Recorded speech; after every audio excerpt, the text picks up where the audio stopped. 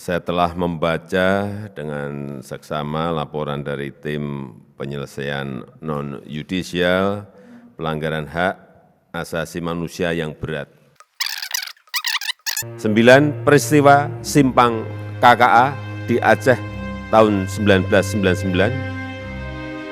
Senin 3 Mei 1999 menjadi salah satu hari paling kelam bagi warga Aceh Utara, Nanggroe Aceh, Darussalam. Lok Sumawe banjir darah. Sebuah konflik antara aparat dengan warga sipil pecah di Kecamatan Dewantara, Kabupaten Aceh Utara. Kala itu hujan tembakan peluru dilesatkan pasukan TNI kepada ratusan warga yang sedang berunjuk rasa di simpang KKA sekitar markas Korem 011.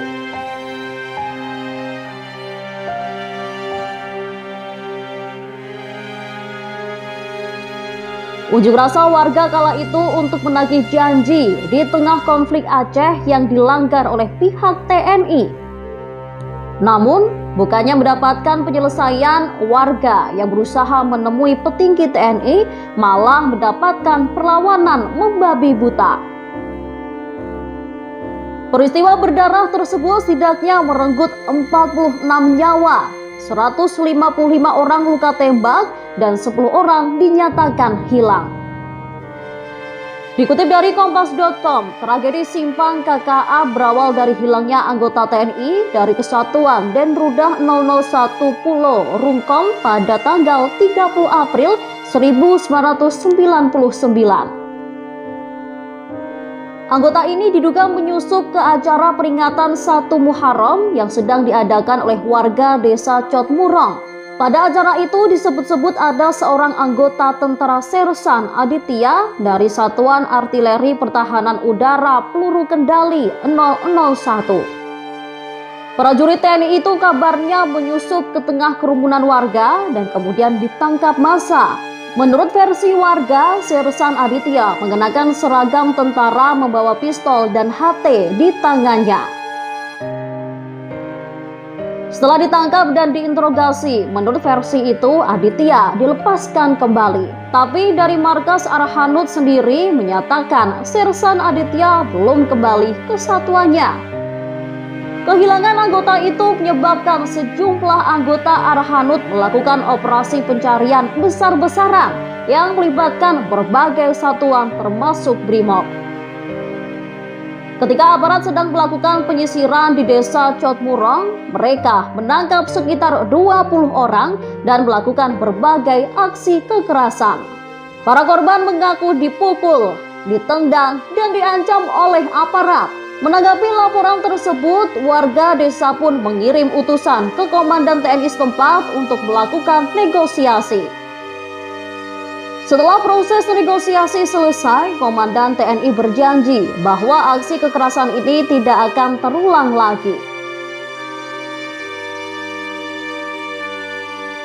Namun pada kenyataannya janji tersebut dikhianati dan tidak mereka tepati. Tanggal 3 Mei 1999, satu truk tentara tiba-tiba kembali memasuki desa Cotmurong dan Lancang Barat, tetapi diusir oleh warga setempat. Kedatangan tentara ke desa tersebut lantas membuat warga setempat merasa marah karena janji mereka tak ditepati. Alhasil, warga desa Cotmurong melakukan aksi unjuk rasa untuk menuntut janji yang diberikan Komandan TNI.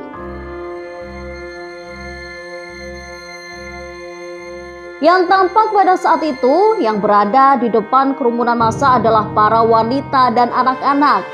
Sedangkan kaum lelaki banyak berada di belakang. Tidak diketahui apakah susunan gerombol massa demikian terjadi secara kebetulan atau sengaja disusun oleh warga agar tentara berpikir 2 kali untuk melakukan kekerasan. Kemudian pada siang hari, para pengunjuk rasa berhenti di persimpangan Kertas Kraft Aceh dan satu tempat lagi yang tempatnya berdekatan dengan markas Korem 011. Warga kemudian mengirimkan 5 perwakilannya untuk berdiskusi bersama dengan komandan. Sewaktu diskusi sedang berlangsung, tiba-tiba jumlah tentara yang mengepung warga semakin banyak.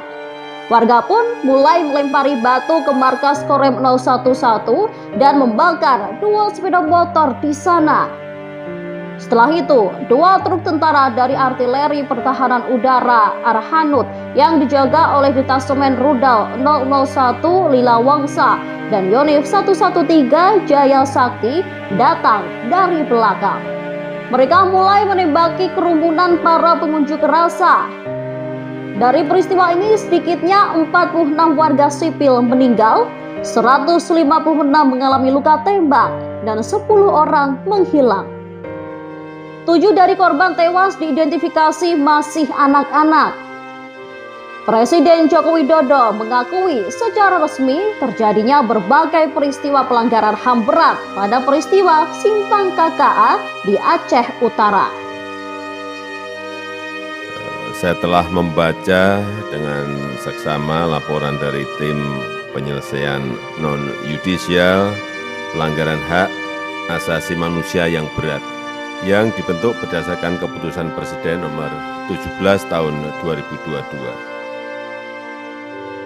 Saya sebagai Kepala Negara Republik Indonesia mengakui bahwa pelanggaran hak asasi manusia yang berat memang terjadi di berbagai peristiwa. Dan saya sangat menyesalkan terjadinya peristiwa pelanggaran hak asasi manusia yang berat. Tak hanya tragedi Simpang KKA, terdapat 11 peristiwa pelanggaran HAM lainnya yang diakui pemerintah selama periode 1965 hingga 2003. Yang pertama, peristiwa 1965-1966. 2. Peristiwa penembakan misterius 1982-1985. 3. Peristiwa Talangsari, Lampung 1989. 4. Peristiwa Rumah Gudong dan Pos Satis di Aceh 1989. Yang kelima, peristiwa penghilangan orang secara paksa tahun 1997-1998. 6. Peristiwa kerusuhan Mei 1998. 7. Peristiwa Trisakti dan Semanggi 1 dan 2 1998 dan 1999. 8. Peristiwa pembunuhan Dukun Santet 1998-1999. 9. Peristiwa Simpang KKA di Aceh tahun 1999. 10. Peristiwa Wasior di Papua 2001-2002. 11. Peristiwa Wamena Papua di 2003 dan 12. Peristiwa Jambu Kapok di Aceh tahun 2023. Presiden menyatakan menaruh simpati dan empati yang mendalam kepada para korban dan keluarga korban peristiwa-peristiwa tersebut. Sebelumnya, negara belum pernah mengakui adanya pelanggaran HAM berat di masa lalu.